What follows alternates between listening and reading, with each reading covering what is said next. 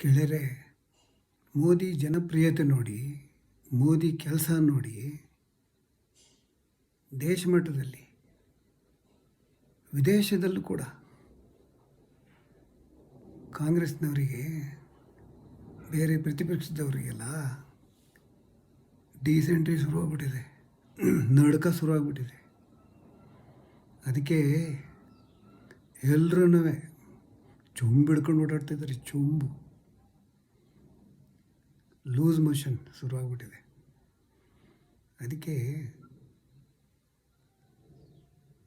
ಎಲ್ಲೂ ನೋಡಿದ್ರು ಈ ಸಲ इस बार 400 पार. नमो नमो. जय भारत.